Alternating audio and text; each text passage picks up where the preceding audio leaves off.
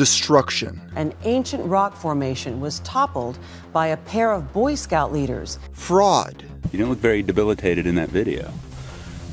You didn't see how hard I pushed. Online hate mobs. A little kid right here could have been killed by this rock falling on them. Today's video covers the story of two Boy Scout troop leaders that found themselves in the headlines after destroying a natural wonder older than the human race itself. And the worst part of it all, they recorded themselves doing it. But how, and more importantly, why did this even happen?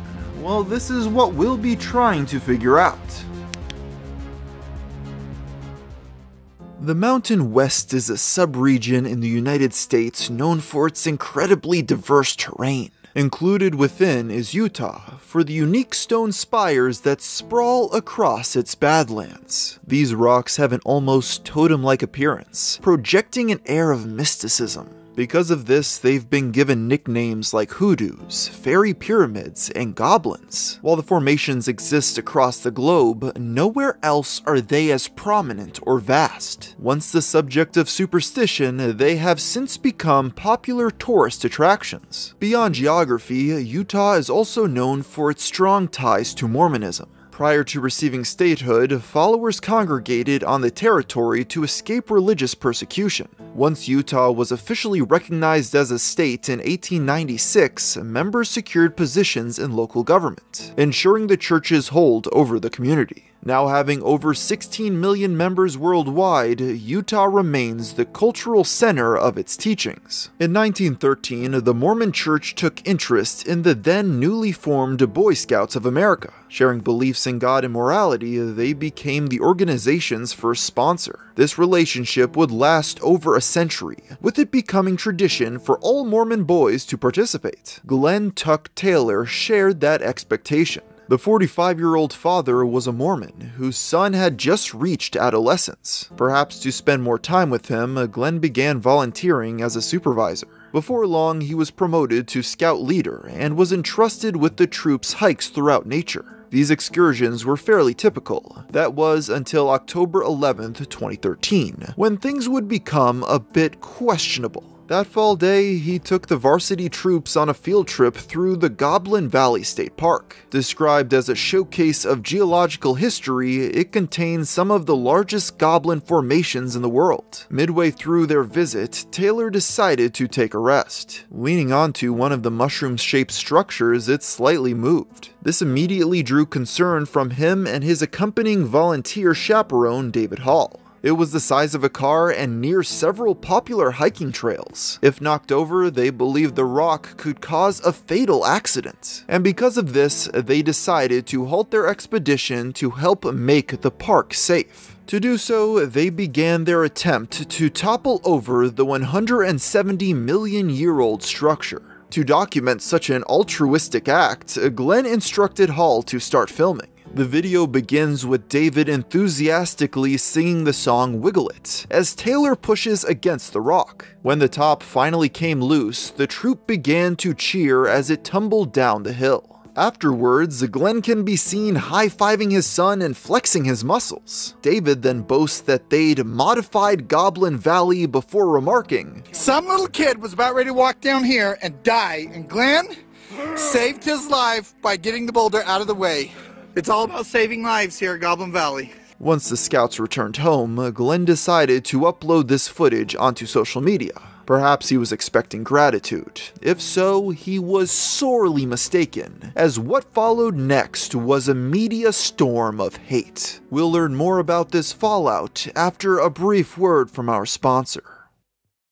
In this day and age, there are plenty of places to buy a computer, but MetaPC is by far the best one. Unlike some of the fly-by-night competition, Meta has a 10,000 square foot facility where they build the highest quality custom PCs available on the market. They go through a comprehensive build process perfected through decades of experience. After receiving my custom-built Meta PC, I can vouch for this because the cable management, reliability, and tidiness were spot on. At MetaPCs.com, you can customize pretty much everything, and with reliable connections to manufacturers, Meta is able to secure the best quality parts on the market for your next build. After using lackluster computers for so long, booting up some modern-day games on my Meta PC has shown a night and day difference. And because of these facts, I highly recommend that you check out their website for yourself. So to configure the Meta PC of your dreams, go to MetaPCs.com and use promo code GFM for a discount off your order.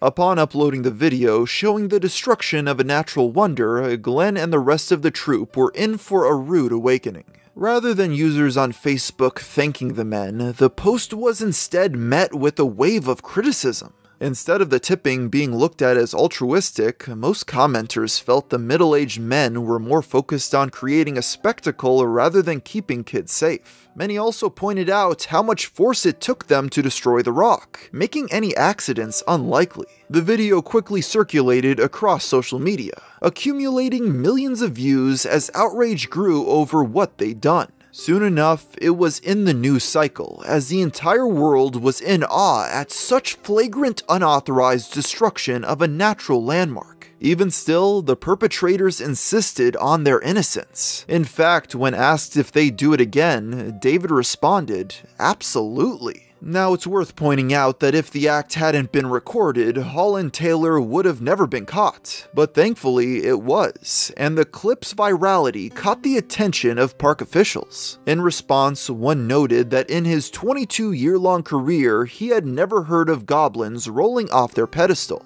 Eugene Swalberg, a public affairs coordinator, felt there was no excuse for the men's actions. Upon entering, all visitors receive a brochure that explicitly states, "It is unlawful to mutilate or deface a natural or constructed feature or structure." He then warned of legal consequences, as the men were now under a criminal investigation.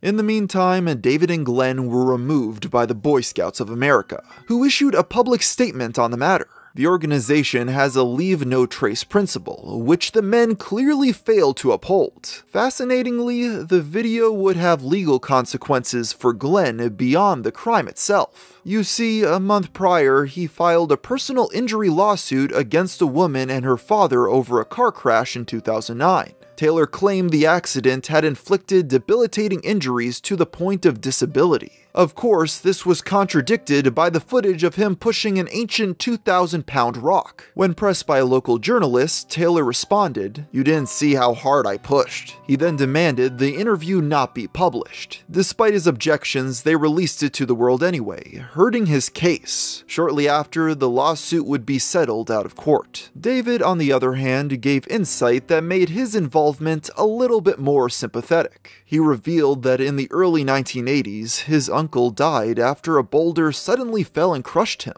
This tragically left his niece without a father. He reflected, "I'm probably a little bit more paranoid about what a loose rock can do." Despite their cries of victimhood, it appeared no one on the web was buying it. The internet would center most of their vitriol onto Glenn, with one Redditor commenting, "Make that fat ass repay all of his disability claims." Others hoped the men would be charged tens of thousands of dollars and be given jail time. If only the judge would take into account how much these jerk-offs perpetuate terrible American stereotypes. He could charge these guys 40 grand each for being douchebags. On January 31st, 2014, the former leaders were officially charged with third-degree felonies. They faced up to 5 years in prison for criminal mischief. But because of their clean record and the unlikelihood of it ever happening again, the men received leniency. The trial concluded less than 2 months later. Glenn and David pled guilty to lesser charges, and were sentenced to a year of probation and no jail time.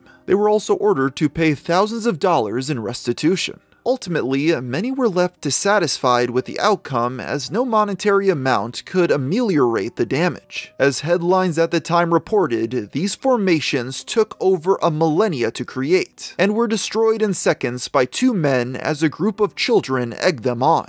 Surprisingly, despite this being the most notorious incident, it was only one in a long history of misconduct by Utah-based Boy Scouts. In 2001, a group chiseled out petrified dinosaur footprints and threw them into a lake. Although one ranger noticed the act, the teens had ripped the fossils apart, making their recovery useless. In response, a representative for the troop assured outlets that such vandalism wouldn't happen again. However, less than a year later, 14-year-old scouts started an illegal fire during a camping trip. It quickly got out of control, resulting in 14,000 acres across the Uinta Mountains being burned. This incident led the Boy Scouts of America to be sued, settling half a decade later for $6.5 million. The relationship between the Boy Scouts and Mormons had eroded for some time, with Glenn and David's crimes only straining it further. Just 4 years after their sentence, the partnership would formally end, though it was surprisingly on the church's terms. In protest to the company's inclusivity to transgender boys, they removed approximately 400,000 members and vowed to create their own youth program. This was a significant hit to the already declining organization, which was losing millions of members. Add to that a myriad of lawsuits surrounding sexual abuse, and the once lauded American staple would soon file for bankruptcy.